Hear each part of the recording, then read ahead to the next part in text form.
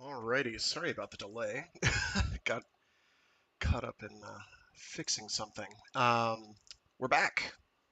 Welcome back to another thrilling installment of Free Read Fridays. I am your intrepid narrator, Fragath, and today we're going to be reading more from the Instantiation short story collection by Greg Egan. This week we've got The Slipway, which is fairly hefty, but not as hefty as the final story, which we will be reading this coming Wednesday. I am sorry I wasn't able to be here this past Wednesday. Um, I am not thrilled by that, but sometimes needs must. So this week we are reading The Slipway. I barely remember what this one is about. Um, something, something, something, space observation, something, something, something, wrong in the sky, something, something, panic. Um,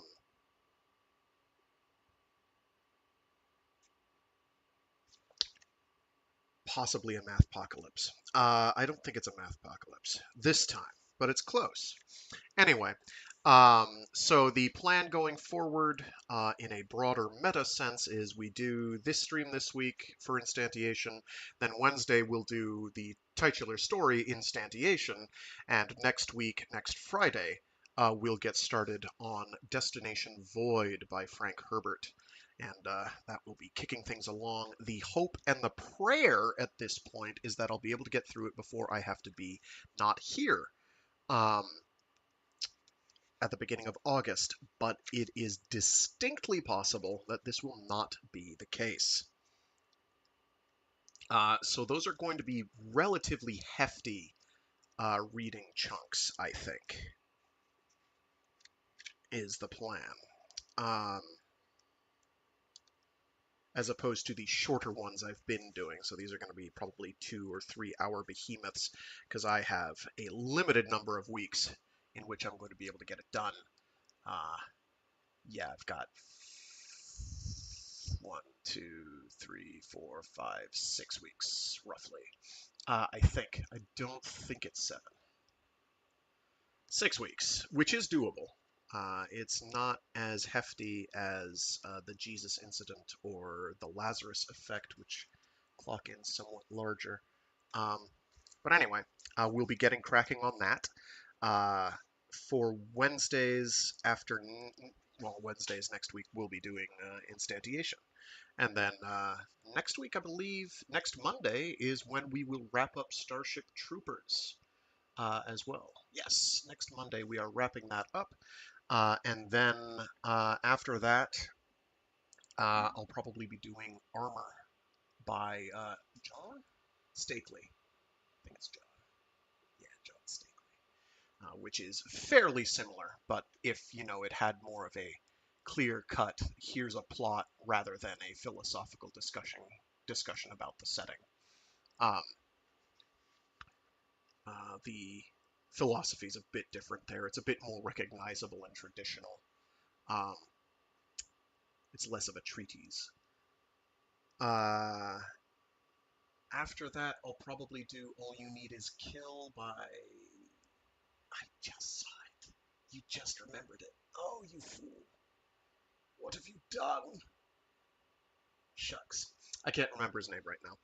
We'll probably do that, and then that'll pretty much cover a decent spread of power armor in its usage in literature, barring, I think it's first shows up in Gray Lensman. Is probably what I'd call one of the earliest iterations of the powered armor concept. 90% is Gray Lensman, not Galactic Patrol. I really need to reread those Lensman series by E.E. Doc Smith. Anyway, we've gotten off track. So we have The Slipway.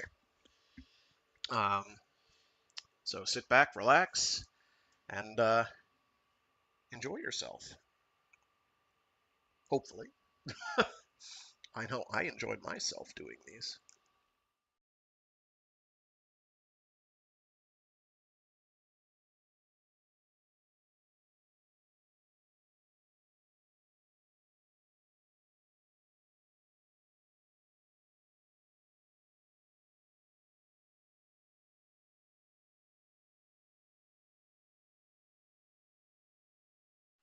The Slipway by Greg Egan.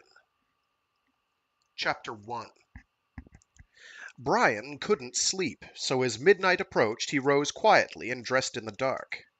He did his best not to disturb Carol, but he knew that even if he woke her she'd pretend that he hadn't. His binoculars were sitting on the table in the hall, and his boots were by the door. He put them on, wincing at the pain in his right knee, then he closed the door gently behind him and strode away from the farmhouse. It was a perfect night, with no moon and no clouds. Scorpius had just risen in the east, Antares glinting as red as Mars, and from there the whole glorious band of the Milky Way stretched from horizon to horizon. I think I just double horizon. Stretched from horizon to horizon. Brian stopped and sat on an old fence post, a lone stump of wood that had been there since he was a child, though he had no memory of the larger structure it must once have belonged to. He raised the binoculars and swept them slowly across the dark dust clouds and bright clusters. 3 years before, on a night just like this, he'd spotted a comet no one else had yet seen. When the astronomers calculated its orbit, it had turned out to have a period of 90,000 years. But no one could be sure that it wasn't making its one and only appearance. If it had been sent inward by a disturbance in the Oort cloud, it might well suffer another course change, robbing it of a second dalliance with the sun. Even his cosmic namesake might not outlive him as anything more than a frozen corpse. One of the old dogs, Hera, came limping toward him, whining softly. Brian held out a hand to her, and she nuzzled it. It seemed obvious now that Hera had smelled the cancer in him before he was diagnosed, before he'd even noticed the symptoms. But at the time, he'd assumed that the dog's melancholy was a symptom of her own declining health. Hera settled at his feet. Brian turned back to the sky, tracking the binoculars along the ecliptic. Every star and nebula seemed familiar, though he wondered how much detail he really did hold in his memory. The comet had been diffuse enough that there'd been no mistaking it for a star, but he might not have noticed an asteroid in exactly the same place. He lowered the binoculars and stretched his shoulders. It was cold, and he had to drive to the hospital in the morning. He stood and looked around, wanting to savor the whole glorious sky one more time before retreating to the warmth of his bed. The Southern Cross was high, a dagger hanging over the celestial pole, while the small Magellanic Cloud was clipped by the trees along the farm's boundary. Some way left of the pole, a pale, steady dot hung in the sky, right above Nu Octantis, about level with Eta Pavonis, and a little brighter than both. Which was not to say much, except that Brian could not recall seeing a star in that position before. He waited half a minute, expecting the thing to move, but it stayed put, so he lifted the binoculars. What he saw was not a satellite or an aircraft, but a small, tight cluster of stars. Dozens, at least, all contained within a neat, circular region. He could have sworn there was no cluster like this in Octans. He'd have to check his Nortons once he was back in the house, but if this was new, what could it be? Dozens of supernovae, all in the same galaxy? All exploding within days of each other? Or rather, in some even less likely sequence that brought their light bursts to Earth in near perfect sync? Brian laughed, bemused. He spent a few minutes checking that he hadn't made some foolish error, and ended up disoriented, but he wasn't mistaken about the location. Then he turned the binoculars on the cluster once more, just in case he'd missed some vital clue that might explain the stars' shared fate. But if anything, they only seemed more disparate than he'd realized, with none of the sibling resemblance that stars born together sometimes shared. It was baffling. But he wasn't going to solve this himself, standing in a paddock getting chilled to the bone. "Come on, girl," he said. "Time to spread the word and get some fresh eyes on this." Hera rose, and they set off together for the farmhouse.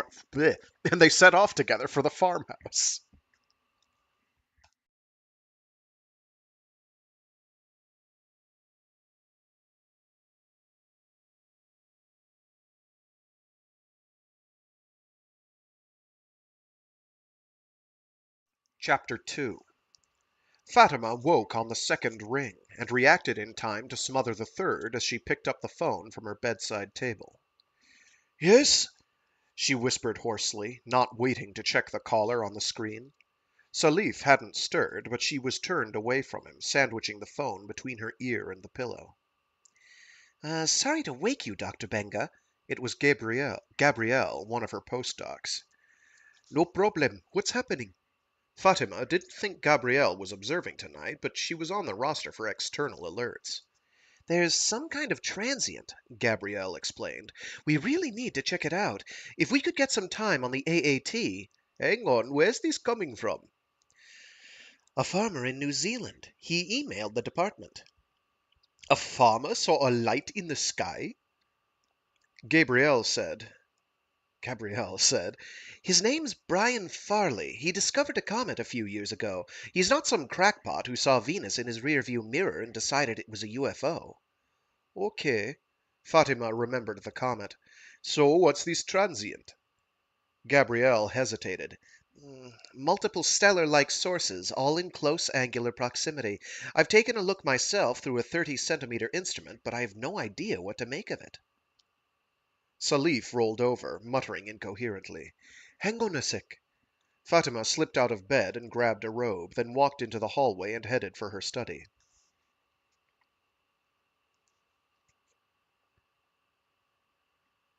I just got lost. Have you put something on the astronomer's telegram? Not yet. I don't know how I should describe it. Multiple sources? Fatima was fully awake now, but that wasn't making any of this clearer. At least 60, across about 8 arc minutes, but there's no structure they could belong to in the catalogues or on past plates. How bright? Taken together, it's a naked eye object, about magnitude 4. Fatima booted up her laptop. How did 60 flashbulbs go off together in the same small patch of sky, too close to be any kind of coincidence, too far apart to share a common cause?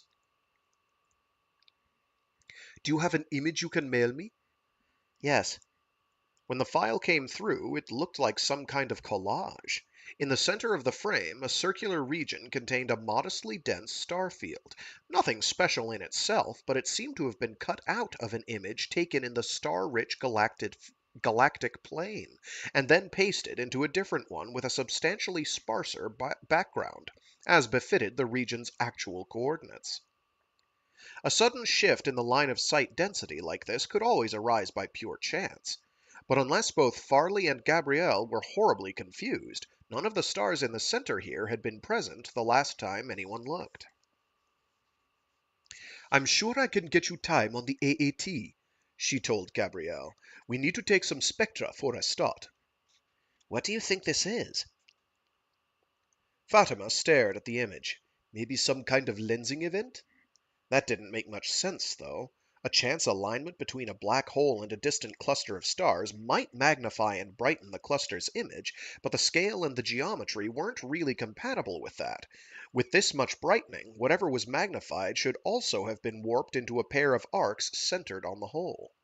Put out a telegram just saying what you see. There's no need to try to interpret it. I'll make the booking straight away and send you the details. Thank you. Fatima was able to get an emergency slot starting at 2 a.m. At least Octans was so close to the pole that it never set over Siding Spring. She emailed Gabrielle and went back to bed, but then she lay awake pondering the discovery, struggling to piece together some kind of viable hypothesis. What if the gravitational lens responsible was more complex than a single black hole? Maybe 2 or 3 foreground galaxies, too dim and distant to show up themselves, were working in concert to produce the image, partly correcting each other's distortion. At 4 o'clock, Fatima got up and checked her emails, but Gabrielle hadn't sent her anything yet. Oy. She walked down to the study and called her. I'm still looking at the data, Gabrielle explained. I don't want to make a fool of myself. But what do you have so far? Fatima pressed her. No supernovae. They're just a whole lot of main sequence stars with nothing special going on. What about redshift? All less than 10 to the -4.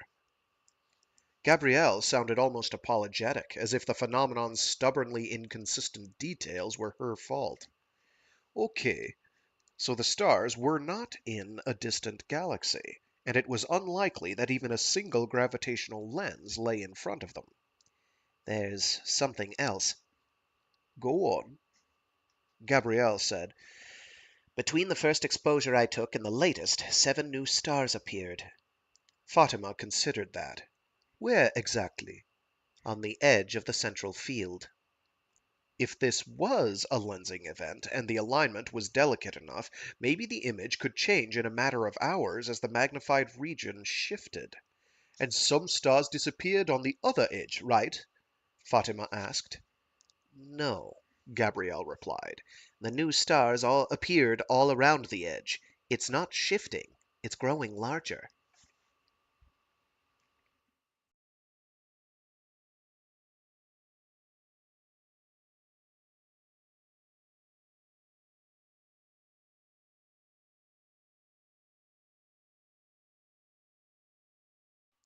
Chapter 3.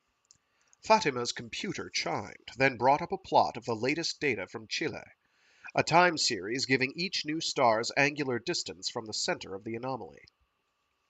The growth looks close to linear, she mused, about 2/3 of an arc minute per hour. But almost anything looked linear on a short enough time scale. So is the wormhole staying still and getting larger? Gabrielle wondered. Or is it a fixed size but moving closer? I've never believed in wormholes, Fatima confessed. Take two in relative motion and you've got a time machine. And I definitely don't believe in time machines. Maybe you can believe in just one wormhole at a time, Gabrielle replied, deadpan. There are schemes that could supposedly turn just one into a time machine, Fatima recalled, but never mind. Let's stick to what we can see. She glanced out the window of her office. The late morning sunshine bathing the campus felt jarring, as if she were jet-lagged. Neither she nor Gabrielle had had a chance to sleep before Cero to... Yep, nope. I'm not sure how to pronounce this name. I apologize to anyone. Where are they located? Did they say? They got data from Chile. I don't think they've said where Fatima's at. Anyway, this name is spelled Cerro, first name, last name, which I'm taking to be Cerro or Chero, uh, and the last name is Tololo, Tololo. That seems easy. So maybe it's Caro? I don't know if it's a hard C or not. I'm going to go with Chero Tololo because it sounds great. Ah, geez. Of course. I think my network just cut out. Oh, maybe my network did not just cut out. I'm sorry. It would be really inconvenient if it did. I've been dealing with network issues the past week and I thought I had it nicked.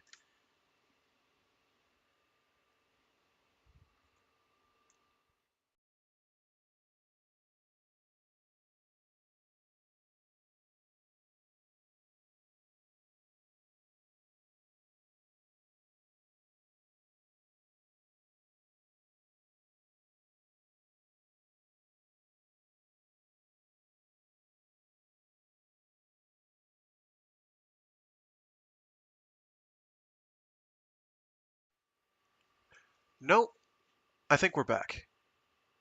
I see a chat message from Derpy Shark, so it could have just been the chat scraper I'm using. Might have just decided to kick itself in and out and look weird. I apologize. We're back. I'm going to reread the last paragraph or so just in case. She glanced out of the window of her office. The late morning sunshine bathing the campus felt jarring, as if she were jet-lagged. Neither she nor Gabrielle had had a chance to sleep before Cero Tololo took over the observations and fresh data came flooding in. But there'd have to come a point where they worked out a roster that allowed them to take turns resting. Suppose this Whatever it is has a fixed geometry and it's just moving closer, Gabrielle proposed tentatively. Fatima said, "Go ahead and try it out." Gabrielle did the calculations. If the changes they'd seen were due entirely to the thing's motion, it should have been visible telescopically for months before Farley spotted it. But an automated wide-field survey had imaged the area 3 weeks before and found nothing out of the ordinary. More absurdly, though, pursuing the model into the future implied that whatever it was would arrive at the Earth in about 18 hours. A prediction that lost its apocalyptic potency when Fatima realized that if the true growth was simply linear, it was now 18 hours since the 0 point. And however long after that moment they'd chosen to try matching Gabrielle's model to the data, the model would have forecast a collision an equal time later. "I love it when the mathematics throws your assumptions back in your face," Gabrielle joked ruefully. "So what if we assume this thing is growing from a fixed center?" Fatima suggested. This time the verdict was more elusive. If the anomaly was a sphere expanding at a constant rate, then merely observing how fast its angular size was changing couldn't pin down both the distance to its center and the rate of growth. They could plug in any speed they liked and get a matching distance, or vice versa. But to make the distance suitably astronomical demanded a relativistic velocity for the sphere's border. At a mere 20 light years, it would need to be expanding at 99.9% of light speed. Fatima's phone rang. It was Daniel from the press office, nagging her again to draft a statement staking the university's claim over this epochal discovery. "We don't even know what it is," she insisted. "If we start putting out half-baked theories, we'll just make fools of ourselves." "It's all over social media," Daniel warned her. "In an hour or so, when it hits the news outlets, whoever's on screen explaining exactly where this wormhole is and what it's doing will own the story." "Own the story? What's that supposed to mean?" "They'll be the one that everyone comes to for the definitive answers." "You mean the definitive answers that I just told you I don't have?" Daniel tried a different tack. "You made the first observations. Who else should do the honors and explain to the public exactly where the current state of knowledge stands?" "Brian Farley and Gabrielle Chan made the first observations." "Is Ms. Chan with you?" Fatima held the phone to her chest and whispered, "Do you want your 30 seconds of fame now?" Gabrielle shook her head vehemently. "Sorry," Fatima replied. "She was up all night, and I think she came down with the flu." "Send me something," Daniel pleaded. I will," Fatima promised him soothingly. She hung up. "As soon as I have the faintest clue what's going on."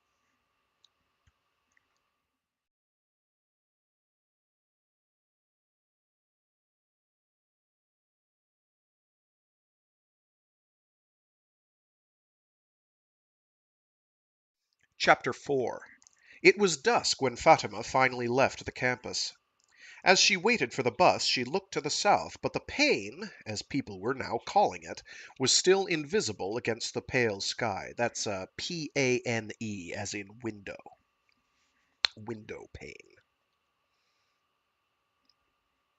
She had to accept that there'd probably be no way to determine the pane's true distance and motion until more data was in. But every time she tried to set one puzzling aspect of the thing aside, a different one resurfaced. She did not believe in wormholes, but if they existed at all, she was pretty sure that they ought to bend light. If you arranged for incoming light rays to converge on one mouth of a spherical wormhole, like pins in a pincushion, they'd need to emerge from the other mouth in the same configuration, only now they'd be diverging. Without having passed through a common central point, or the wormhole would be blocked by an untraversable bottleneck. So the light needed to make a kind of U-turn, even if the two halves of the U lay at different ends of the wormhole. But the pane was proving stubbornly unrefractive.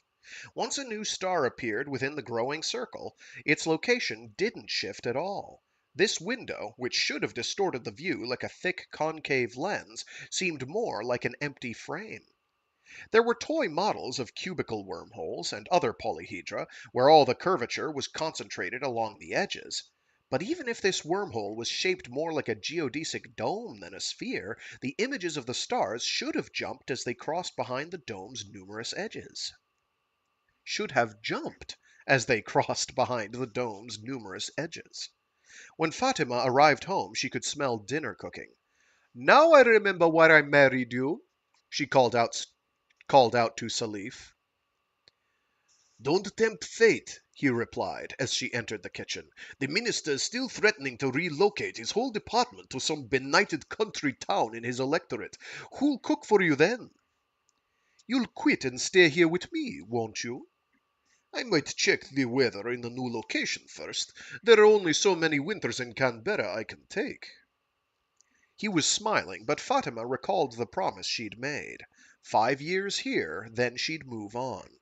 Her position at ANU had, okay, so she's Australian, whatever, had always been intended as a step along a path that ultimately took them, if not all the way back to Senegal, at least somewhere closer to home.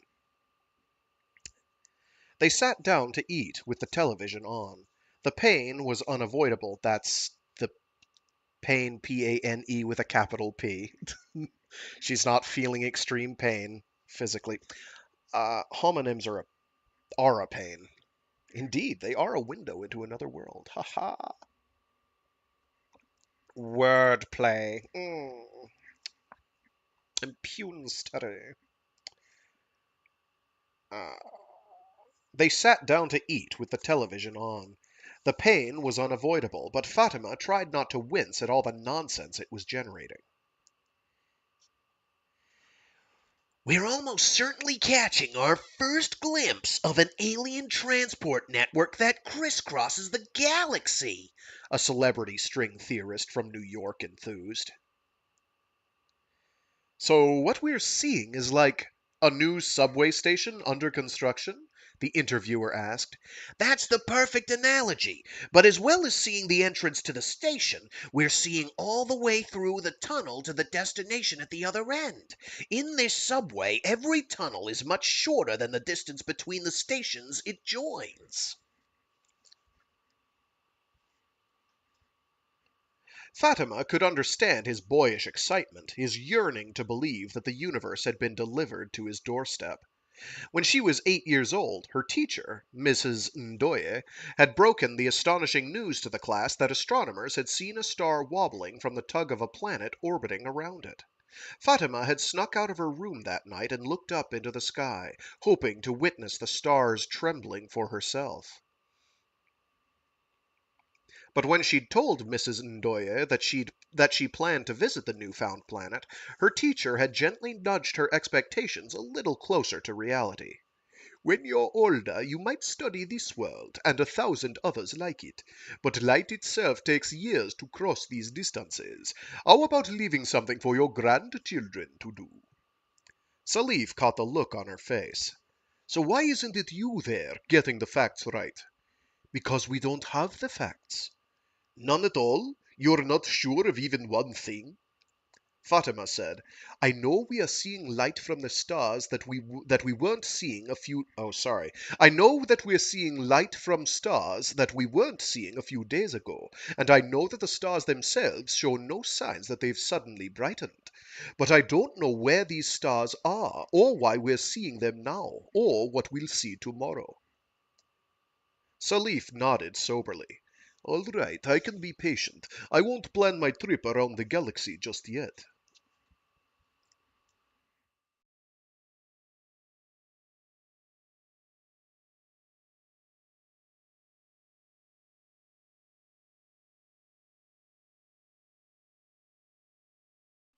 Chapter 5.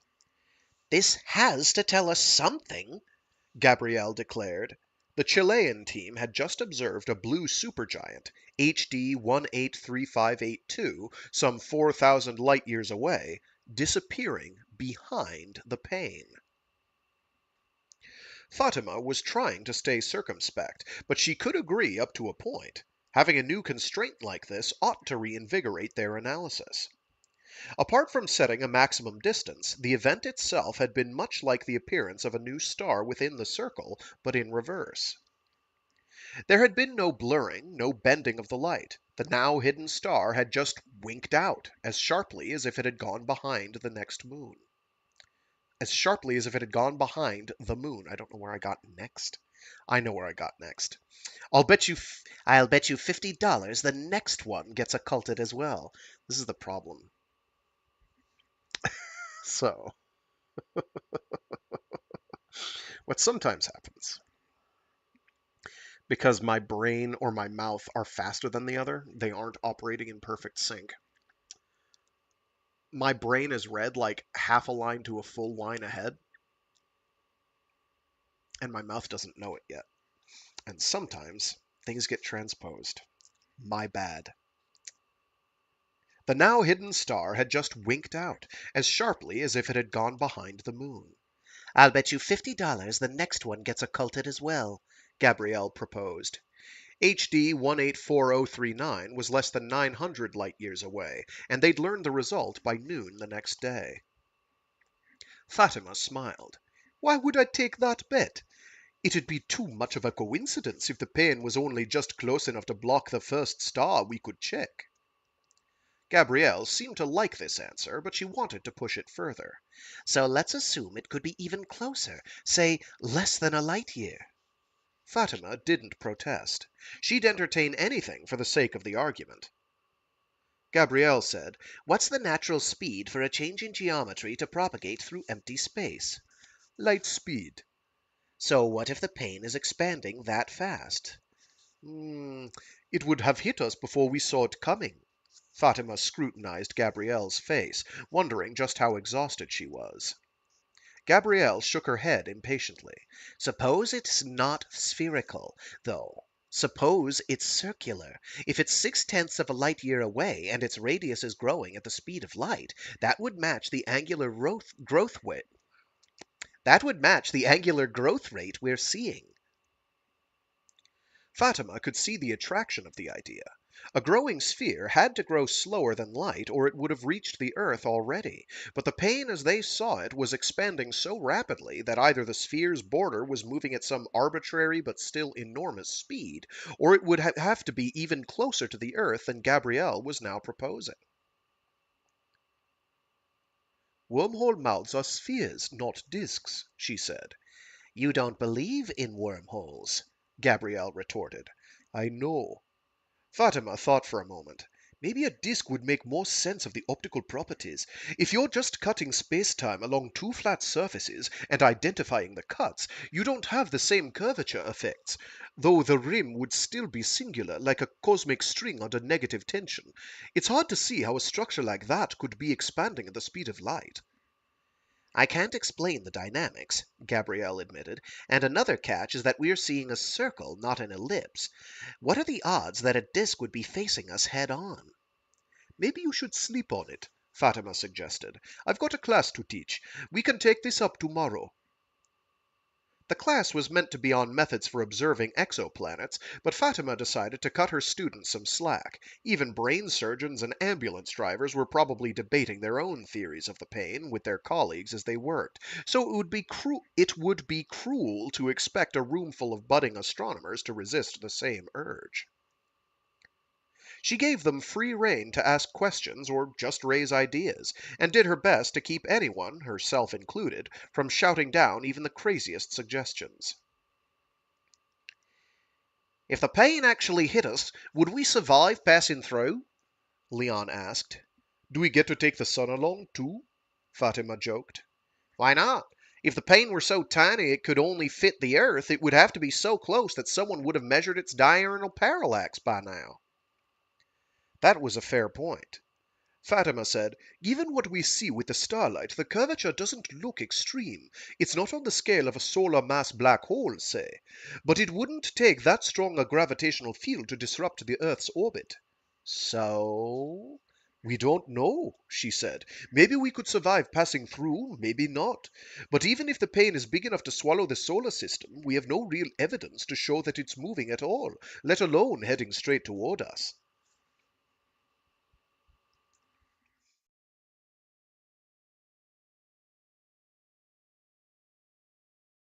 Oh, sorry, Frank Misers. Just saw you had sent a message. Hello to you as well. Thanks for tuning in.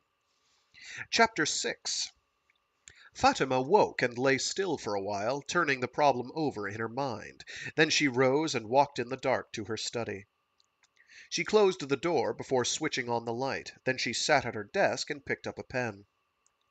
When Gabrielle had carried out her first calculations, trying to explain the apparent growth of the pain by treating it as an unchanging object that was simply moving closer, she'd assumed that the size of the thing was negligible compared to its distance.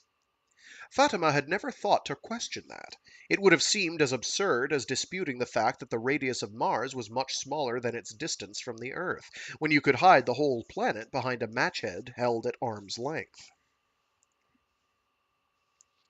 But if the pane was a very large disk, and its center was actually much closer to the Earth than its rim, then it could still appear small, covering a tiny circle in the sky, because of the extra time it took for light to travel from the rim.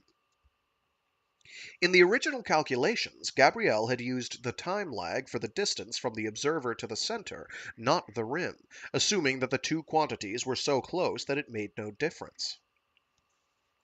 Fatima worked out the exact expression, then went back and checked it 3 times before attempting to connect it to the data. It was impossible to solve for everything, the size, distance, and speed of the pane, all at once, but the simplest assumption would be that the thing was traveling at exactly the speed of light. If she extrapolated back in time to the moment when its apparent size would have been 0, 5 hours before Farley's first sighting, that would be the moment it had reached the Earth. The observed rate of growth then implied a radius of about 450 light days. If all of that was true, the pane was now a couple of light days away, in the opposite direction to Octans. But the current picture in the sky reflected a time almost 140 years earlier, when the extra distance when the extra distance out to the rim made the hypotenuse of the 140 year light year 140 light year triangle about light days longer. About two. So, oh my gosh, let's just take the paragraph from the top. There's a line break, there's a page break, and then there's another line break. So we're just going to take the paragraph from the top. If all of that was true, the pane was now a couple of light days away, in the opposite direction to Octans. But the current picture in the sky reflected a time almost 140 years earlier, when the extra distance out to the rim made the hypotenuse of the 140 light-year triangle about 2 light days longer than its side, so that the starlight on the verge of being blocked by the disk would take 2 more days to reach Earth than the disk itself. Fatima felt lightheaded. If she left her study and walked to the back door, then she stopped. I have like hardcore dyslexia today. I don't know what's going on. Fatima felt lightheaded. She left her study and walked to the back door. Then she stepped out into the courtyard. There was a streetlight nearby, but she found a place where it was hidden by a neighbor's tree. And then she stood there waiting for her eyes to adapt and the stars to come into view. The pane was twice as wide as a full moon now, still smaller than the Magellanic clouds, but far more eye-catching with its circular geometry. It really did look as if someone had taken a coin-sized piece of the Milky Way and slid it across the sky to a new position. She heard the door open, and she turned to see Salif approaching. "Sorry I woke you," she said. "Don't be sorry. I just want to know what's troubling you." Fatima hesitated, as if speaking the words might be enough to make everything she'd imagined true, but holding her peace would see the possibility dissipate into the night like a dream. But that wasn't how the world worked. "I think we've already gone through the pain," she said. "Okay. Salif rubbed his arms against the chill. If you want me to say something sensible about that, I might need a bit more information. Fatima explained the geometry of the time lag. Salif frowned, but then he got it. So you're telling me that all of this, he gestured with a wide sweep of his hand that took in every part of the sky but the pane, is the view looking back through the portal at our old neighborhood? Yes. Or you could say the views come with us. We've gone through, but enough light has followed us that it still looks almost like home for now.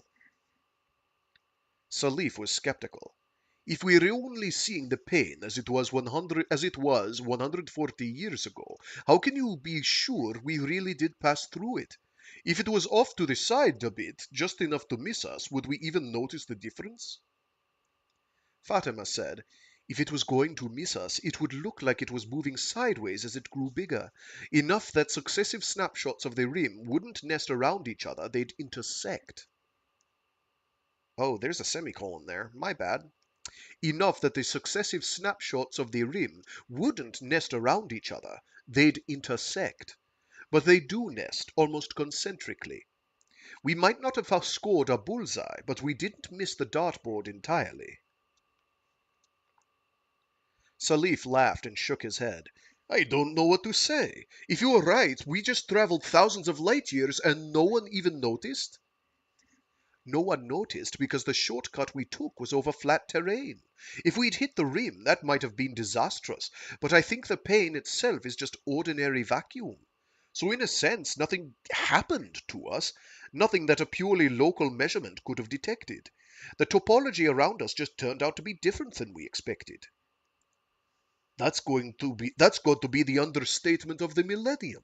Salif hugged himself. It really was getting cold. So we've survived the journey, but are we in any danger now that we've arrived? I don't see why we would be, Fatima replied. There's no reason to expect we would have ended up on the verge of colliding with anything. None of the new stars seem especially close, and to some extent the sheer size of the pane means we've brought our old elbow room with us. But do you think this is a natural event? We haven't been caught in some alien butterfly net? Fatima wasn't sure if he was gently mocking her, but she took the question at face value. If the pane is a topological defect, it could date back to the Big Bang. I can't explain how it would have formed, but it's even harder to believe it could be created artificially. Okay. Salif fell silent for a while, as if he was trying to put the whole picture together to his own satisfaction. Then he said, how sure are you of any of this? Not sure at all, Fatima conceded. It fits what we are seeing better than anything else I've heard, but that doesn't mean much. I can make some predictions and see if they're borne out over the next few months. But sooner or later you're going to tell the world that we've already fallen through the looking glass?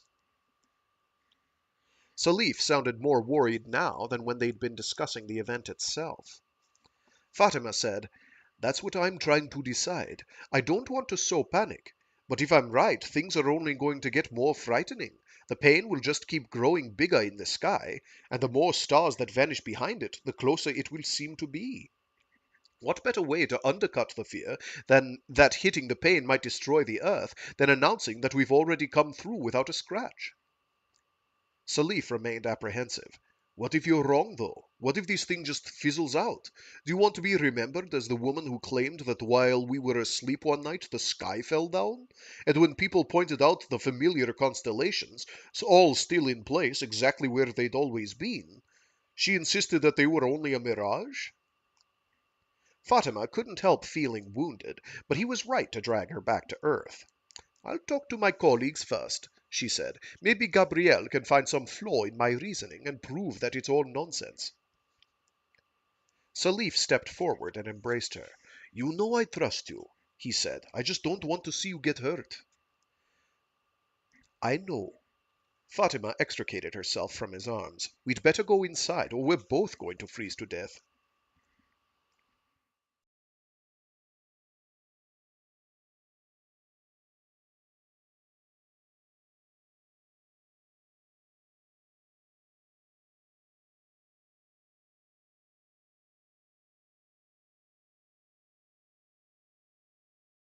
Chapter 7. As Gabrielle listened, an expression of pure delight spread across her face, along with a hint of impatience as she joined the dots herself and waited for Fatima to stop talking. The geometry all makes sense now, she proclaimed elatedly. At light speed, the most symmetric shape is a disk moving perpendicular to itself. There is no rest frame in which it could be spherical. And that explains why we're not seeing it at an angle. It's not like a frisbee or a manhole cover that could approach us edge on. To any observer, it's a circular disk moving perpendicular to itself at light speed. Fatima had no argument with any of this, but it wasn't quite the response she'd expected. You don't seem too unsettled by the thought that we might have Gone through already? Gabrielle shrugged. To be honest, I've had it at the back of my mind since yesterday, but I wasn't sure if you'd believe that the curvature could be so low that we wouldn't feel a thing. I see. Can I help you write the paper? Gabrielle pleaded. Fatima was taken aback. Of course. So much for having her ideas torn to shreds, but maybe if they sat down together and worked through all the calculations carefully, they'd find a weak spot and the whole thing would unravel. By early afternoon, they'd finished their first draft.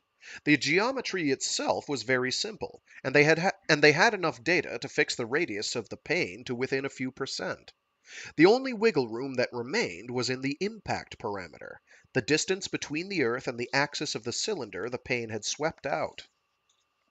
Without that, they could not make firm predictions for the way the pane's apparent shape would evolve in the coming weeks, but they could at least constrain the possibilities for the progression of ellipses that ought to manifest as their off-center viewpoint finally made its mark. One more read through, then we should post it on the archive, Gabrielle suggested. How long have you been up now? Fatima asked. 18 hours. Maybe we should leave it till tomorrow. Gabrielle was horrified. What if someone beats us to it? They're not all trying to shoehorn the pane into standard wormhole models. Fatima was torn, but it was true that anyone could stumble on the same insights at any moment. Whatever they did, the possibility that the planet had relocated was going to start seeping into the public conversation sooner or later. If she and Gabrielle published first, they'd own the story. Maybe if they put the right spin on it, they could soften the blow. Still, what if we're wrong? She replied. This is a big claim to make after less than 3 days' worth of observations. Gabrielle said, We still have a chance to falsify. Oh no, what was that? Oh no! Nope, I didn't lose the network. Never mind. Just Windows making noises at me for some reason. Wild. Thanks, Windows. Sorry.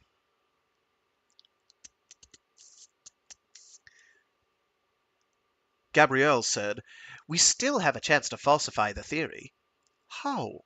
You didn't check with Chero Tololo yet, did you? No. Fatima had completely forgotten about the impending event. She brought up the website. While they'd been busy writing, HD 184039, 900 light years away, had disappeared behind the pane. Gabrielle cheered. Do you want to wait 3 months for Proxima Centauri? She asked. No.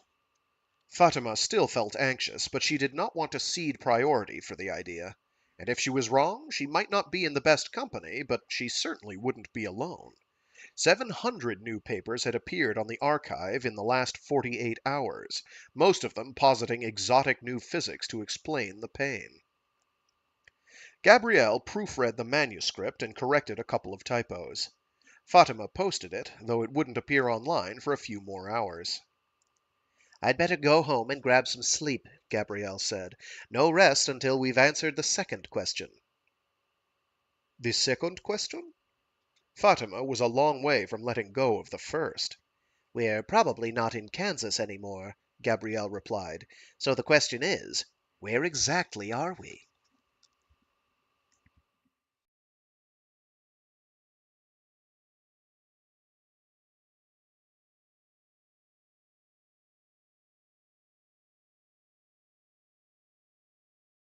Chapter 8. When Fatima emailed the draft press release to Daniel, he phoned her back in less than a minute. "Is this a joke?" he asked.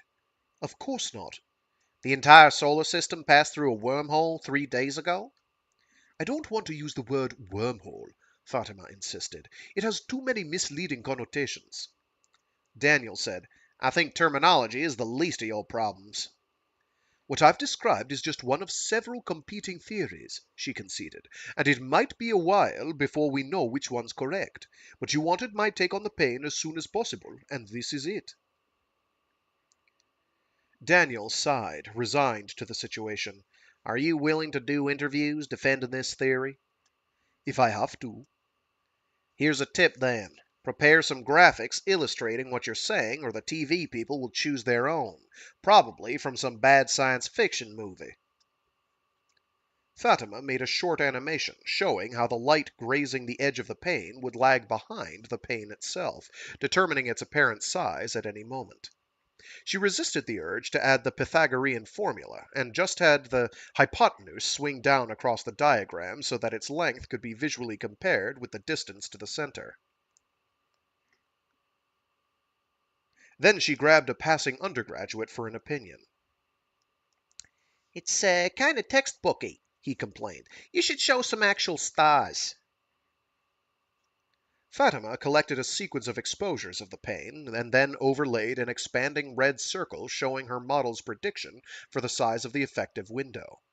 The match was almost eerily perfect, as any linear fit to this linear data would have been. She passed the animation on to Daniel, and he sent it out with the press release. Then she sat at her desk and waited, rereading the paper she'd written with Gabrielle, checking and rechecking every equation. The first interview request came from local Canberra radio. The journalist was polite, but a tad incredulous, and not a little confused. She seemed to think that if they'd already crossed through the pane, but it looked as if they hadn't, then at some point they must have traveled back in time.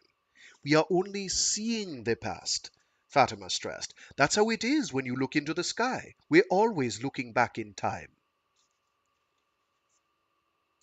It was after 5 o'clock. Daniel had been clear that they'd probably missed the deadline for most Australian coverage. But Europe was just waking up, and a German breakfast TV program wanted to Skype her. "We'll record the segment in English, then play it later with subtitles for your parts," the producer explained. "All right." Fatima was nervous, but the interviewer, Nora, seemed to have read the press release carefully, and she asked intelligent questions. "The other side of the pane, the one we've emerged from, is now moving away from us at the speed of light?" "Yes." "So if you're right, we have no prospect of using it to get home? Not only have we passed through without warning, we can't turn around and go back." "That's true," Fatima agreed. "You can't see anything approaching at light speed, and you can't catch anything retreating that fast." "Not a very convenient subway system, is it?" Nora joked. "No," Fatima agreed. "But if this model bears out, I'd say it's more unlikely than ever that the pane could be part of any artificial transport network." The BBC was next, then an NPR station in Boston. "I see from your university's website that your specialty is exoplanets," the NPR journalist noted. "That's right. It's just luck that I got involved with the pane." "So if we've suddenly changed neighborhoods, what happens to all your work on neighboring planets?" Fatima laughed. "To be honest, I hadn't really thought about that. But our techniques have improved so much over the last decade that it should be possible to catch up again pretty quickly. It might even be a boon, in one sense, because we'll potentially have a whole new population of stars and planets to observe."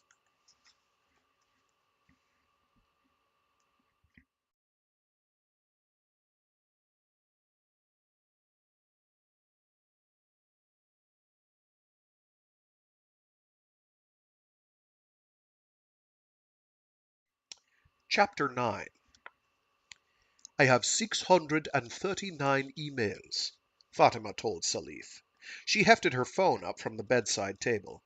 "I think it actually weighs more than it used to." She opened her inbox. "Fan mail?" he asked. Not exactly. He leaned toward her, but she turned the phone away. Then she climbed out of bed and headed for the kitchen. I'll put the coffee on. You go first in the shower. The first 10 messages were wall-to-wall racist abuse, death threats, and rape threats. Fatima's chest tightened, and she could feel her heart racing and her mouth turn dry. She sat down on a stool and steadied herself. Then she invoked the mail app's filter and fed it a few examples of the kind of thing she did not wish to see. It was smart enough to sweep up misspellings, deliberate or otherwise. Oh boy. The inbox shrank to 23 messages, mostly from media outlets who wanted to follow up on the story. She said yes to 5 and politely declined the rest. There were only so many hours in a day. When Salif joined her, she tried to look cheerful, but he could read her face. "What is it with these animals?" he asked angrily. Fatima shrugged. "They seem to think I've somehow harmed their chances for Elon to take them on a ride out to the wormhole, which the aliens are building in order to invite all the least pleasant people on Reddit and 4chan into their galactic empire." Sounds about right. When Gabrielle turned up at Fatima's office for her morning briefing, she seemed subdued. "You got hate mail too?" Fatima asked. Gabrielle winced sympathetically. "Only a little. I'm lucky. Second author on the paper, no TV. It's the wormhole experts who are getting me down." "How?" Gabrielle showed her a few of the blog posts that had appeared in response to their paper. Andrew Jolliffe, a cosmologist at Princeton, had written, "While some of us are working hard to explain how the dynamics of an expanding wormhole can result in the unexpected optical properties we've seen, Benga and Chan sweep everything puzzling about the pain into a massless cosmic string, and then make no effort to justify the existence of such an entity." "That's true," Fatima conceded. They'd left the rim unexplained, a magical loop of who knows what possessing all the properties needed to make everything else work out. But it doesn't mean we're wrong.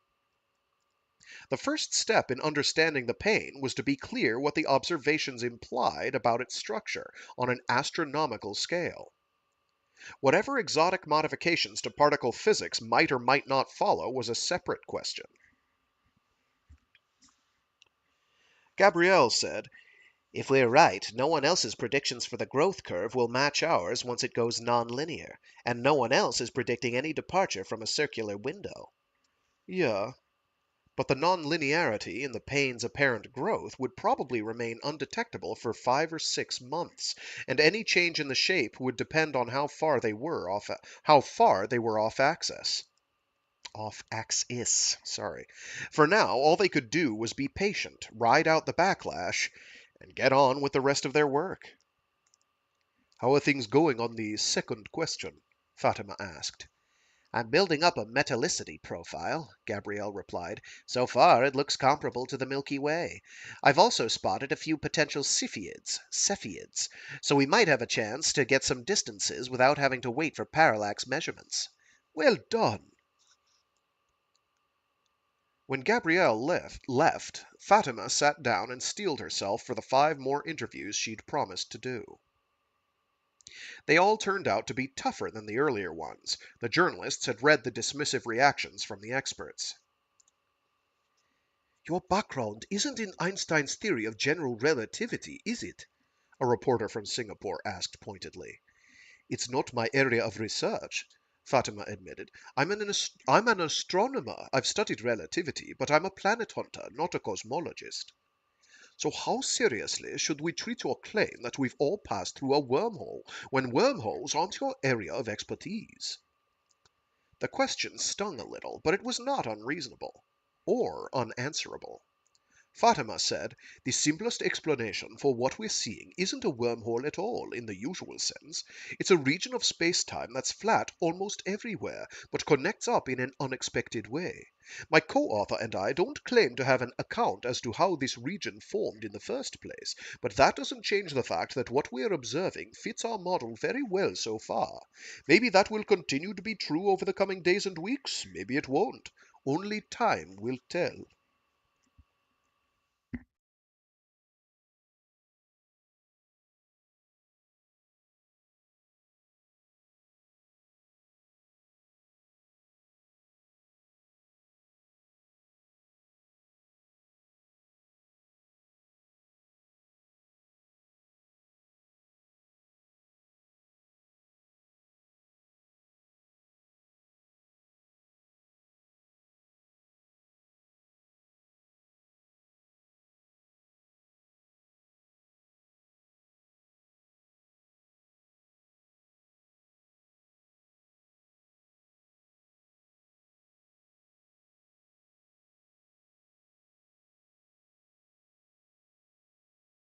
Chapter 10. We're making plans to launch an ark that will preserve our civilization. Fatima's heart sank as she heard the words, and she resolved to ignore them and keep loading the dishwasher. But Salif called out to her, "You've got to see this!" Reluctantly, she joined him in the living room. A caption described the interviewee as George Fletcher, the director of a British think tank called the Institute for the Future. "You don't think that's an alarmist response?" the interviewer said. Not at all. The pain continues to grow, and every chance it's had to show itself to lie further away than some star, it's turned out, in fact, to be closer. We're now certain that it's less than 50 light years away, but that figure only keeps falling.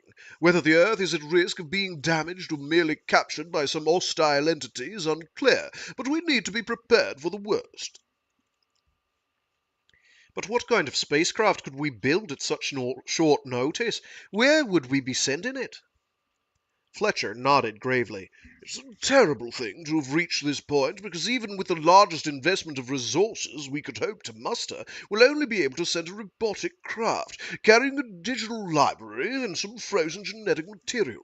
To outrace the pain, we'll launch it in a direction that will optimize its chance of escaping. Once it's achieved that goal, it will need to be able to carry out its own search for a potential new home. The interviewer frowned slightly, but remained professional. Is this a serious plan? Is NASA involved, or the ESA, China's CNSA? Fletcher said, "So far, we have more than a dozen philanthropic backers, all people with considerable wealth. Of course, we'd prefer to have the government space agencies on board, but if the politicians can't be brought to their senses, we're prepared to work solely with commercial launch partners." Fatima flopped down onto the sofa. Was this where the panic was going to start in earnest, with a cabal of gullible tech billionaires? Followed by everyone whose gametes wouldn't be on board the life raft, railing against the injustice of their own genetic annihilation? There might even be a frozen brain or two tucked away in the cargo, so the descendants could resurrect their benefactors after planetfall. Or maybe that would just be the rumor that helped drive the mobs to burn everything down. "Turn it off," she begged Salif. He clicked the remote. "People ask me questions," he said. "Colleagues, friends. Some of them are genuinely frightened. I tell them everything the way you explained it to me, but they still wonder if you might be wrong." "Of course I might be wrong," Fatima replied. "But if the pain is dangerous and it's about to hit us, our chances of building anything fast enough to get away from it are approximately zero. If it wasn't moving at light speed, then it's moving or growing so close to light speed as to make no difference when it comes to escaping. We'll all go together if we go." She let Salif switch the TV back on, but the pain wasn't finished with her yet. That's, again, P-A-N-E. Tell you what, I'll point out if it's ever the other kind of pain, and I'll be mentioning it less. How about that? She let Salif switch the TV back on, but the pain wasn't finished with her yet. A religious leader in a town in rural India had managed to whip his followers into a frenzy over the supposed divine significance of the pain, and 19 people had died in the subsequent clash between rioters and police. The last few times something similar had happened, Fatima had tried telling herself that if it wasn't this, the same zealots would have found a different pretext. But the pain was unmissable in the sky for half the planet, and it was only going to grow more prominent. So long as there was no consensus about what it was, and what it might mean for the Earth, to hope people would ignore it and just get on with their lives was too much to ask. "The truth will make itself known," Salif proclaimed earnestly. "It will," she agreed, "but maybe not soon enough."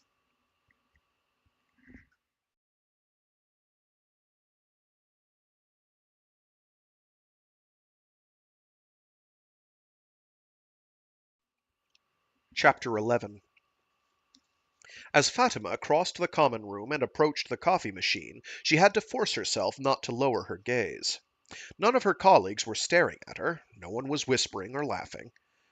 Even if they thought she was foolhardy for taking a position on the pane, and even if they viewed her own theory as deranged, she knew they'd be polite enough to ensure that they betrayed no sign of it in her presence. As she carried her mug toward the nearest table, someone approached her. Excuse me, Dr. Benga? She turned. It was Rob Bayer from the Galactic Black Hole Group. I just wanted to say, I thought your paper made a lot of sense. Jolliffe's wrong. The pane can't be spherical. This guy invents 6 new scalar fields before breakfast just to make his models work. Fatima smiled. Thanks for the vote of confidence. Rob said, I heard a group's using the Hubble to get a deep field between the stars. Between the stars through the pane.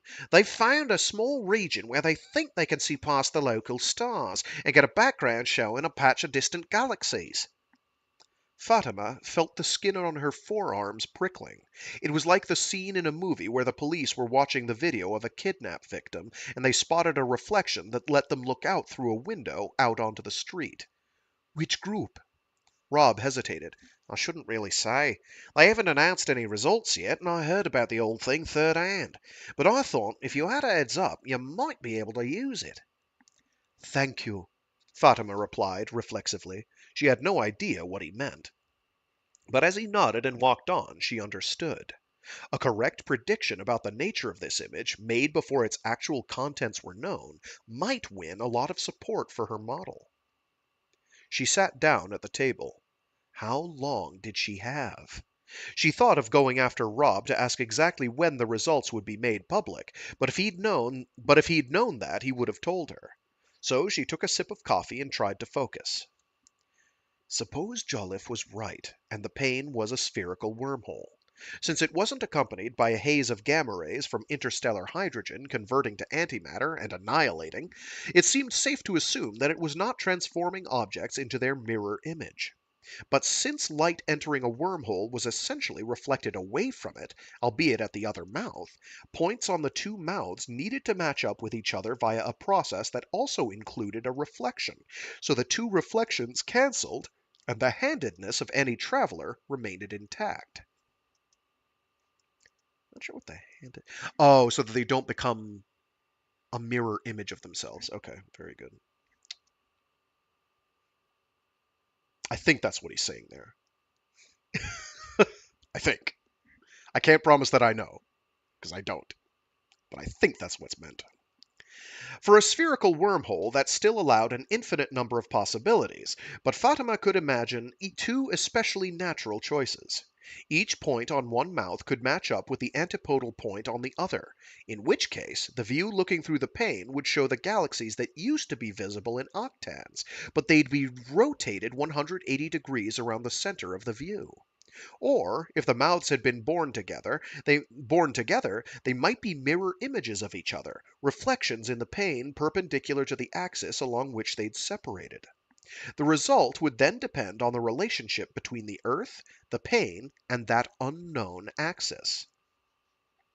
So, it would be hard for Jolliffe to predict the view.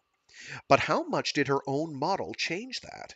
If the Earth really had passed through the pane, they'd be seeing the distant galaxies directly, with nothing to distort or redirect the light. But by crossing through, the Earth itself could have been shifted into a new orientation. If the 2 mouths of the pane were disks traveling at light speed, the simplest account of their birth would involve them fleeing the scene in opposite directions. But if that was the case, the disks could not be matched to each other's mirror image in the axis of separation. That would imply that an object that passed through the leading face of one disk would emerge from the leading face of the other. Oh. That would imply that an object that passed through the leading face of one disk would emerge from the leading face of the other. Nothing could emerge from a portal that was traveling forward at the speed of light. Fatima could see no other fix than to add in a rotation by 180 degrees. First reflect each disk, then turn it around so the leading face was matched with the trailing face of the twin. But turn it around what axis? Anything perpendicular to the direction of travel would suffice, but how would nature have made that arbitrary choice? The more she thought about it, the more troubling it seemed. It was true that she had no idea how these disks could have formed in the first place, so she had nothing more than a vague sense of symmetry to guide her. And the direction of travel would be arbitrary too, even if the pair of disks neatly canceled out each other's momentum. But the need for an extra choice, plucked out of the vacuum, still felt wrong. She could announce half a prediction regardless, that the view between the new stars would look backward, away from octans. It was hard to see how that part could be wrong, and if it was right, for Jolliffe's model to explain the same result would require a blatant appeal to coincidence. Fatima drained her mug and looked across the room. She had no doubt that people were already discussing the pain at every table, but for every supporter she had, and every detractor, she suspected that there were 10 others waiting for more evidence before they made up their minds. She'd started out just as cautious and agnostic, refusing to claim anything more than the observations showed. If she offered a prediction about the deep field now, it would just be a gamble. And if she was right, it would prove nothing more than that she'd made a lucky guess. When she arrived home, the TV news showed no signs that the wormhole fever was subsiding.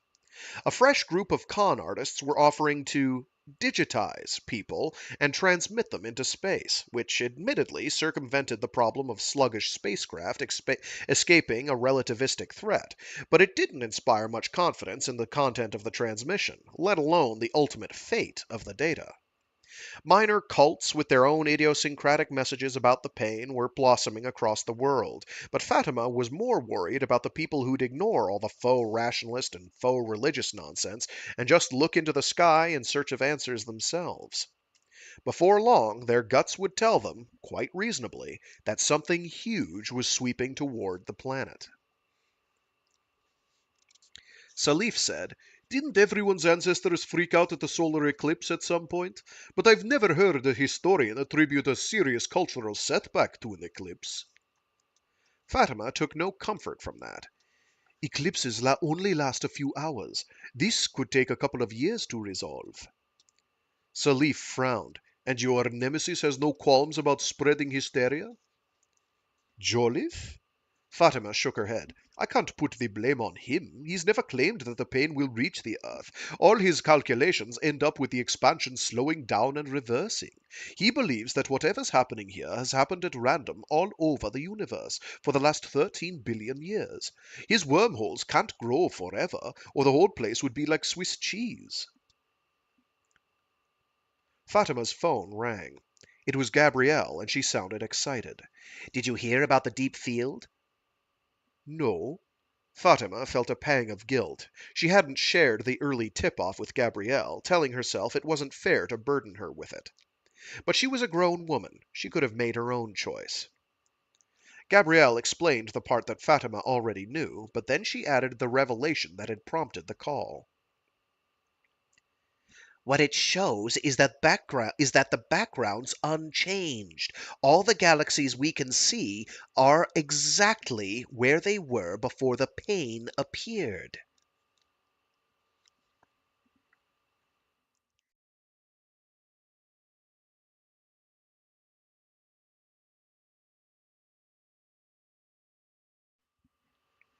Chapter 12. Fatima surrendered any hope of sleep. Salif offered to stay up and cook for her to keep her energy from flagging while she worked, but she persuaded him to go to bed, leaving the house in silence. Jolliffe's model was mortally wounded. It wasn't impossible for various aspects of the geometry he'd championed to conspire to yield an unchanged view, but no one could really argue for that with a straight face. Nonetheless, her own theory still sat uneasily with the result. To explain it, she'd need the two disks to be traveling in the same direction. This scenario did avoid the awkward extra rotation, allowing the disks to be identified with nothing but a reflection, which canceled out the reflection at the boundary and meant a traveler would pass through with their orientation entirely unchanged. But how could two disks, born together, moving in the same direction at exactly the same speed, end up separated by thousands of light years? Not born together, then? But how had they become connected if they didn't share a common origin? Fatima put on a jacket and crept out into the courtyard, closing the back door as quietly as if she were sneaking out of her parents' house for a forbidden night on the town. The circle that everyone still called the Pain was wider than the large Magellanic cloud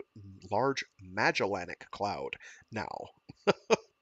The circle that everyone still called the Pain was wider than the large Magellanic cloud now, brighter overall, but more visibly threaded with dust and gas. Above the crowded plain, just below the rim of the circle, the stars began to thin out. That was where the Hubble had found a place to peer into the background. But even the foreground was more distant than the usual view. Gabrielle's results had put all the Cepheids at least 50,000 light-years away. As far as anyone could tell, there were no stars closer than that. If they were looking at a part of the Milky Way, they might well be looking at it from the outside. But from where, exactly? If the two disks were sweeping through space on parallel tracks, what had set the two tracks apart? Fatima pictured the cylinders the disks traced out in space-time. She shifted them back and forth in her mind, trying to imagine the perfect configuration, the one that nature would have chosen because it could not have chosen differently. Were they side by side, keeping pace with each other? Or was one disk following the other, chasing it but never catching up? For the rotation that she'd thought she'd needed to align the faces of the disks, there had been no right answer, no natural choice, because there'd been no rotation at all. But maybe she'd been wrong to think that the resolution there had left. I think I skipped a line. One sec.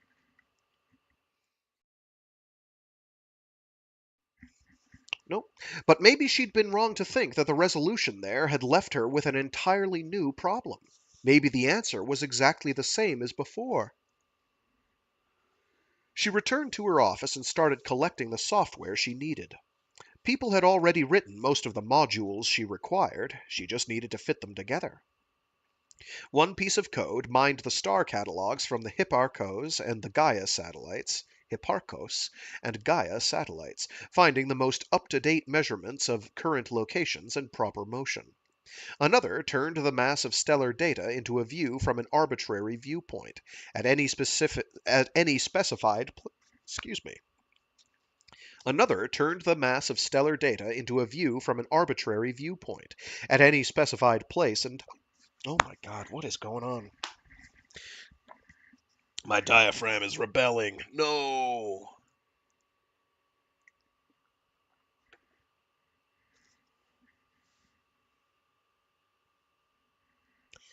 Let's try this one last time. Another turned the mass of stellar data into a view from an arbitrary viewpoint at any specified place and time. And a third module checked that synthetic view against the latest image of the stars from the Earth's new vantage. She took a guess to set the starting point for her extragalactic hunt. Then she unleashed the search algorithm. It was not a fast process. Each iteration had to find the best matches between millions of stars. But she'd narrowed down the degrees of freedom to a single parameter, and over 40 minutes, she watched the program converging on an answer.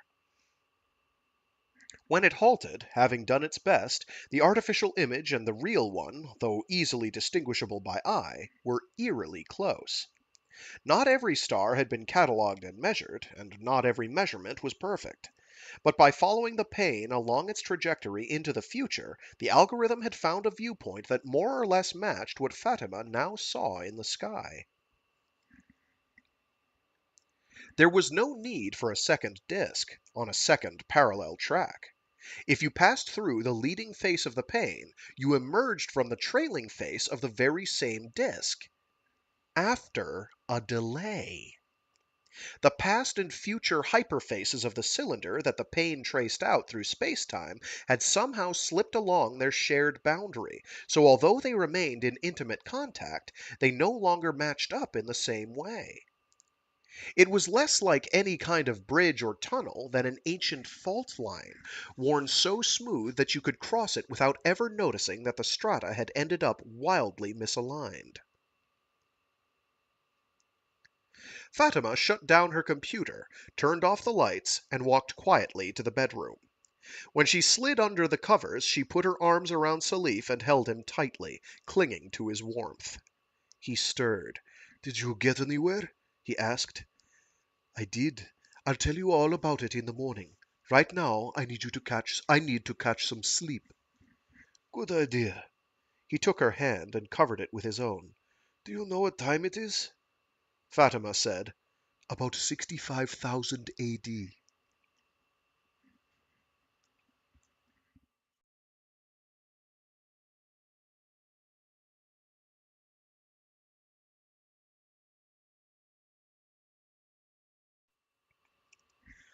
Chapter 13.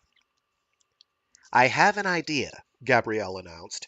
I think there's a chance we can clinch the argument once and for all, but it's going to need a it's going to need a coronagraph in space. Fatima said, I'm listening. the plan made sense to her, but they'd need time on the James Webb Telescope. Fatima started sending out emails, trying to recruit supporters for the proposal, far from sure of her chances of success. Far from sure of her chances of success. Though everyone she knew in the exoplanet community had accepted her model of the pain, that could only have increased their sense of urgency to use the web for its original purpose, in the short time that remained before its planetary targets all went out of range. Jolliffe had gone quiet, but other wormhole proponents remained stubborn. The fact that they could gaze into the southern sky and see the Milky Way as it would appear 63,000 years into the future from 63,000 light years away was not enough to convince them that they'd actually crossed that interval of distance and time themselves. Wormholes could be turned into time machines, so they might be looking at light streaming back to them from the future. The Slipway model explained the same observations without violating causality. Stepping through the pane carried you across a vast stretch of space and time, but you did not travel faster than light, and you could not turn around and step back into the time you'd come from. As the days passed, a hint of eccentricity in the rim of the pane continued to grow, in a manner consistent with the Earth lying some 200 light days off axis. That left the proponents of perfectly spherical wormholes with nowhere to hide. But if the asymmetry of the looming form silenced some of her critics, that this lopsided rim would grow faster than a centered version gave Fatima no comfort, when the sight of anything growing in the sky still had the power to induce panic. On the 36th day after the crossing, the notification came that they'd been granted a slot on the James Webb Telescope, 3 days hence. Gabrielle seemed as excited as if she'd be rocketing out to the Lagrange point, sorry. Gabrielle seemed as excited as if she'd be rocketing out to the Lagrange point to operate the instrument in person. This is going to be tricky, Fatima stressed. Don't take it too hard if it doesn't work. I won't. Fatima's torrent of junk mail kept leaking past the filters she set. The latest correspondents weren't trying to threaten or abuse her, but it seemed they desperately needed to share their private theories about the pain. Most of what they wrote was incoherent, but Fatima felt obliged to at least skim anything civil. We have been exiled, she read. The sender hadn't included a name. We were beginning to reach out beyond the earth, so those we reached toward flicked us away, much as a compassionate person might flick an encroaching insect off their picnic blanket, rather than crushing it. This scenario was not unthinkable, but Fatima was not convinced. A civilization with the power to create something like the pain would not find humans threatening at all. But in any case, with luck, they'd soon learn whether the thing had carried them out of the Milky Way. I missed a word that's kind of important. But in any case, with luck, they'd soon learn whether the thing that had carried them out of the Milky Way had a recent, proximate origin, or whether it had come a lot farther and carried more with it than she'd expect from a cosmic eviction tool created by a fastidious neighbor.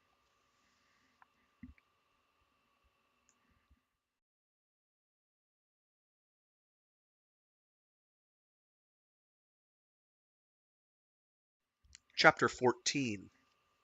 Okay, I'm logged on, Gabrielle said. I hope I don't break anything. Just don't press the self-destruct button and you'll be fine. Fatima hesitated. Do you want me to leave? They were in her office, but she wasn't sure that Gabrielle would welcome having someone hovering by her shoulder. No, I might need your help. The interface to the telescope was clean and simple, and Gabrielle had operated automated instruments before. But Fatima was glad she wouldn't have to spend the time pacing outside the door. Gabrielle entered the coordinates and verified them, then waited for the telescope to turn toward octans. When the first trial exposure came through, it showed a crowded, dazzling star field, with one bright star at the center of the field that they especially did not want to see. Choosing and aligning the coronagraph mask was a matter of trial and error. Step by step, the unwelcome glare fell away. Beside the vanquished star, a small dot emerged, a single lit pixel. Not the light from a planet, but the light from a much dimmer star that merely happened to share the line of sight. Gabrielle exhaled. Now we try to get the spectrum, she muttered. The dwarf star was more or less where they'd expected to find it, but Fatima knew that could still be a coincidence. This could easily be one of the new stars that they couldn't trace back to any particular catalogued predecessor. Once Gabrielle had initiated the process, there was nothing to do but wait. Fatima thought, maybe it wouldn't be so bad to be wrong. Maybe the universe really was full of magic wormholes sending images back in time, built by friendly aliens who weren't trying to toss the Earth away, but just wanted to share their latest galactic selfies. A trace appeared at the top of the screen, plotting the dwarf star's luminosity across the near-infrared band. Gabrielle saved the image to disk, and then opened it beside the catalogued spectrum. Every peak and dip was the same. When the pane had occulted the blue supergiant HD 183582 4,000 light-years away, people had stopped bothering trying to look for this dwarf star, much dimmer and more than twice as distant. Surely it would have vanished the instant the rim passed across it, and it was so close to the center of the disk that this ought to have happened before Farley had made his first sighting of the pane. But it hadn't vanished. It had just been drowned in the glare of a bright star that had suddenly appeared behind it, when the disk of the pane swept over it and transported it 63,000 light-years. This dwarf star was their fellow traveler, carried along on exactly the same ride, 8,000 years earlier. There was no other way to explain its presence.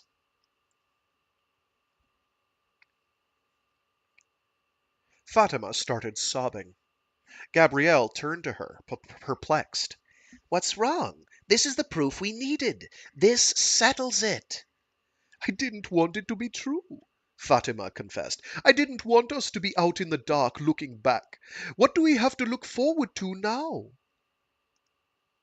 What do we have to look forward to now? There we go. There's a comma there. It's important. Gabrielle said nothing. Fatima composed herself and gestured at the pair of matching spectra. You should announce this as soon as possible. People need to know. Will you help me write it up? It was your idea, your discovery. Fatima smiled. Just make sure you get a good junk mail filter.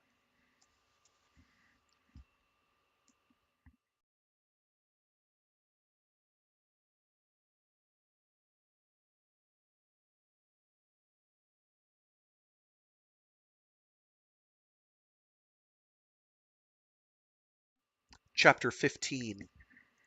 Carol Farley was quiet as she drove Fatima and Salif back to the farmhouse. She'd insisted on putting them up for the night rather than letting them stay in a hotel. It was a beautiful ceremony, Salif said. Thank you, Carol replied. There'd been no religious service, but about 100 people had gathered in the town hall to reminisce about their departed friend. Beside the picture of Brian, there had been a poster of Comet Farley, which one of his grandchildren had made for the occasion. Fatima had formed the impression that his relatives still considered it the more noteworthy of his two discoveries, but perhaps it was just the fact that only the comet bore his name. All credit where it was due, but no one was going to rename the whole Milky Way in his honor, even if he might have been the first human being to see it from the outside. The sky was growing dark as the truck rattled over the gravel road. Fatima had almost declined the invitation to attend the funeral. She had exchanged a handful of emails with Farley after she'd sent him a copy of her paper, but that hardly made her a close friend. Still, the request had seemed sincere, and she hadn't wanted to offend his widow. She wasn't sure what it meant that the tiny parts of their respective stories that had ended up entwined would be the ones that outlived them both, but it would have felt ungrateful not to come here and acknowledge her debt.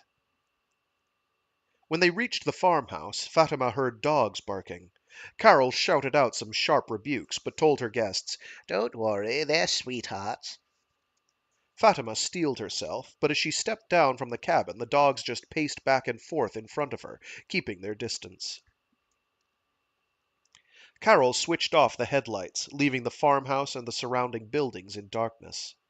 Fatima took a few steps away from the truck and looked into the sky.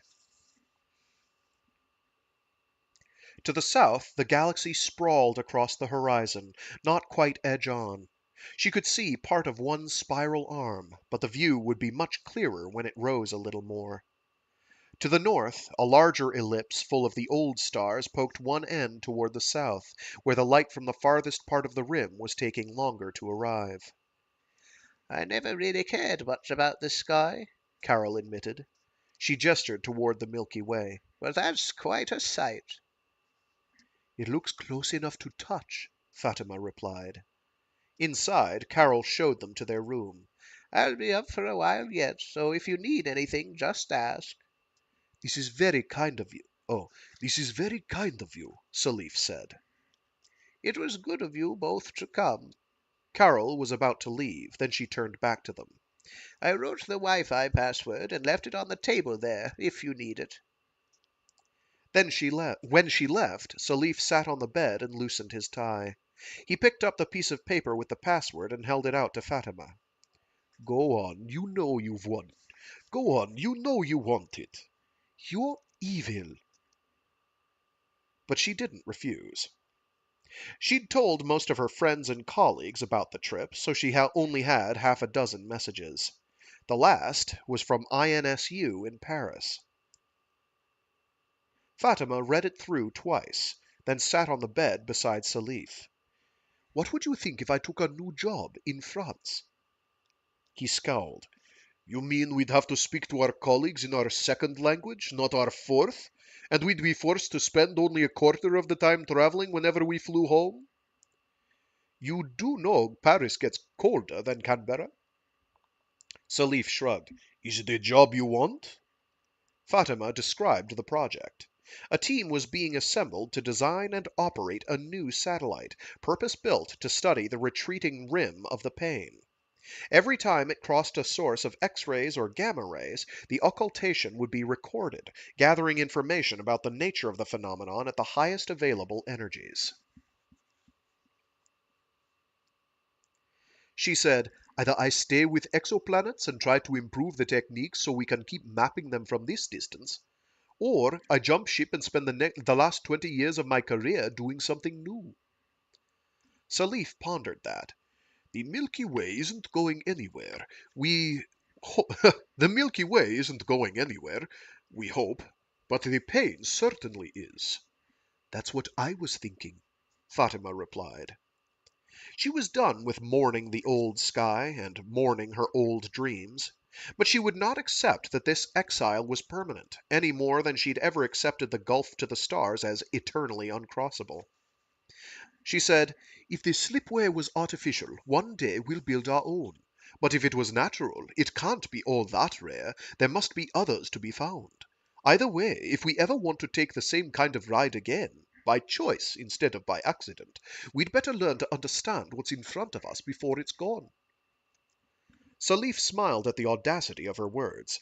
I can't imagine anything harder. Fatima said, Nor can I. But this is where we are now, and there's only one way back.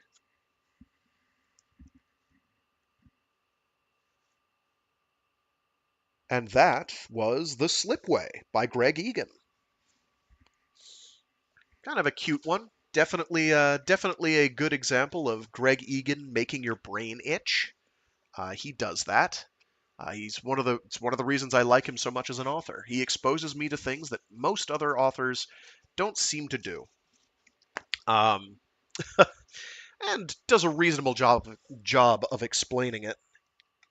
Um, although, admittedly, it's not in my field per se, so it's kind of outside my outside my experience. But I still have fun. Hopefully, other people enjoyed. So, yeah, as a repeat from the beginning of the stream, next Friday, we should be starting on Destination Void by Frank Herbert. What I'll be doing for Free Read Fridays then for the next several months will be swapping, much like I did last year, between the Rifters series and the Area X trilogy. I'll be swapping between the Destination Void series by Frank Herbert, and then later Frank Herbert and Bill Ransom, and the Three Body Problem trilogy by Shijin Liu, whose name I am probably mangling the pronunciation of. Sorry. Um, yeah, so people are going to see how accurate or inaccurate. I won't spoil anything. Uh, the uh, the recent well, actually, there's a bunch of different series for the three body problem out there. I've gathered that the most accurate is actually one that's kind of done using Minecraft. Bafflingly, I haven't seen it, so I don't know for sure. But I've been told by people I I know have actually read the series other than myself that have read the series and have seen this. I think it's a machinima, I guess, is what we call those. I believe that's the term. I don't know if anybody uses that term anymore, but I'm bringing it back if we're not. Um, apparently in Minecraft, which is interesting. Of the Three Body Problem trilogy, and it's apparently very accurate. Um, as compared to the Netflix, as compared to there's like 2 or 3 adaptations from China. One is a series, and I know there's a movie series, and I think there's a TV series from China as well, um, which makes sense. You know, they'd want to own the thing that was written in Chinese originally. It tracks. Anyway, that'll do it. So yeah, we'll be that'll be the plan going forward. We will read the last tale of the Instantiation short story collection, the titular tale, the title story, Instantiation. That'll be next Wednesday, and then we will get rocking and a rolling. I'm going to have to get a bunch of cover art for Destination Void. Um,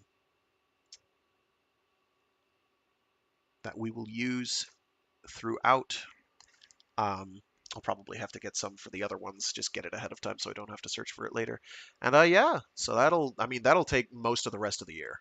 I'm trying to remember when we finished the final Rifters volume. We started earlier than we did this, so yeah, that'll probably be free read Fridays for the next year, for the rest of the year. Let's see. Next week I'll be done Starship Troopers, so I can start on Armor. Armor is going to take a bit longer than Starship Troopers, because it's just a longer book. Um, All You Need Is Kill is shorter. Well, it's probably on a par with Starship Troopers. It might be a bit less dense. Uh, so that'll be what, like, call that 3-4 months total. And I'd like to at least get through the first volume of the Full Metal Panic series. There's four volumes translated in English from the original run of Full Metal Panic. They each contain V02-Ch24, I think, in one instance of they're light novels, so they're pretty short each one. There's between 2 and 4. There's usually about 3 per in each one, so we will have gotten through about a quarter of the series before next year starts. I'm thinking long term. I try to think long term. I don't always succeed. So yeah, that's the initial plan for now, and we'll go from there. For Wednesdays, Wednesdays are going to be whatever I want to do that day. I'm not planning to set up. I'm going to try and keep Wednesdays as easy breezy, floaty as I can in terms of not committing to reading an entire series, so that I have at least one day a week where I'm not locked in for months at a whack. I'm not trying to avoid being locked into reading an entire series. I don't have a problem doing that. I mean, I wouldn't have read 2 trilogies back to back or intersecting with each other the way I did if I, didn't want to do it that. Um, so I generally won't read books, volumes with their sequels back to back. Hyperion was kind of an exception to that because the edition I have is 2 books in one volume, and I was like, I'm not going to leave a bookmark in the middle of the volume. That makes no sense. We're just going to bang it out. Um, I'll get to Endymion eventually. I don't know when. I don't know when. Whenever I get to it. Um, so I just sometimes need space between them. Even though it doesn't make sense if they're like direct sequels and you need to remember voices. There are pros and cons to this decision that Frag has made. Mostly cons, come to think of it. Most of them are actually pretty terrible downsides. Can we rethink this? No, too late. I've committed. Um, it's funny. I actually got this close because I've been feeling the urge to reread Cytine by C.J. Sherry anyway, and Cytine, you can make a nominal trilogy using 40,000 at Gehenna, Cytine, and what's the what's the sequel to Cytine? Regenesis. And Regenesis. Um, you can kind of make a trilogy out of those if you stretch the definition of trilogy out. 40,000 at Gehenna, the events that are in that story are fairly important to the political sphere and political doings of Cytine and later Regenesis. Regenesis happens it starts like within a week of the ending of Cytine. So it's a direct sequel. It's about as direct a sequel as you can be. Um, 40,000 at Gehenna. I can't remember the exact time frame between that occurring and Cytine starting. There is a gap of time there. It's years. Um, and you don't actually have any. You have very little, I should say. There's minimal character overlap. I think it makes reference to some characters that will get expanded on in Cytine. But it's been a while since I've read 40,000 at Gehenna, so I don't actually remember. At any rate, I was contemplating being like, oh, we'll just do the 3 Body Problem trilogy at some other time, and then do the trade-off between uh, Destination Void, 40,000 at Gehenna, um, Jesus Incident, Cytine, Lazarus Effect, Regenesis, and then whatever the 4th volume of the Destination Void Ascension Factor. Uh, that was kind of a thought that went through my head, but I'm like, no, you committed. Um, this way, there'll also be because there's some similar thematic overlaps in terms of how much do I want to spoil about the Jesus incident? Not much. I don't want to spoil the Jesus incident. I will have to put probably some brief content warnings, or at least mention some brief content warnings um, about at least for like Destination Void is no issue. It's Jesus incident and in particular, and to a lesser extent, the Lazarus effect. that have some moderate content warnings for there's some squicky things that go down there. Aren't not for the faint of heart. Um, they're not too bad, but they are there, and some people might be turned off, and I totally get it. So I'll put a brief warning in when the time comes, which is going to be months from now, so it doesn't really matter. Okay, anyway, I gotta run. Thanks to everyone who tuned in. I appreciate you. Um, if you're not tuning in live and you're tuning in after the fact, hi, I do these live. That's why they're so rough. Also, I'm not professional, as evidenced by everything you've heard up until now. Um, if you want to catch me live, you can do so every Monday, Wednesday, and Friday, unless I mentioned previously that I'm not going to be there, which is rare. Um, every Monday, Wednesday, and Friday, starting at about 12 noon Eastern time, which is UTC minus 5. So 12 noon UTC minus 5, whatever that converts out to for your time zone. I do find myself in the rare and embarrassing slash awesome position of actually having people who've tuned in from all across the globe. I realize that the time in which I'm doing this is about as suboptimal for just about anyone as is humanly possible to be done. Um, you catch me on your lunch break, probably. Or if you are in Australia, for instance, you are probably not catching me at all, except for after the fact, and that's totally okay. I don't I'm not gonna push people to tune in live. I don't. If people are enjoying these, that's really all I care about. That's it. I'm not gonna get paid for them. Um, Even if I get to the point where I've got the required whatever the YouTube's requirement is for subscribers, I can't remember off the top of my head. I think it's 1,000. Even if I get to that point, I'm honestly rapidly approaching a point where I don't want to be beholden to them for money, because that will add the advertising question, and frankly, um, I don't know about all that. I have serious misgivings about the platform as it is, just due to its owners, but it's extremely convenient for me to work with for this purpose. So I don't rag on it too hard. Actually, no, I definitely do rag on it. But I I'll still keep using it for the current era until whatever. Anyway, I've gotten off task again. With that, I'm going to scooch. Thanks again to everyone who tuned in. Thanks to anyone who is tuning in. Hi. Or is tuning in at some distant date from now, whenever this is. Hello, future people. How are you? Hi. Do you expect that the power grid and the internet infrastructure of our world is still available? I don't know.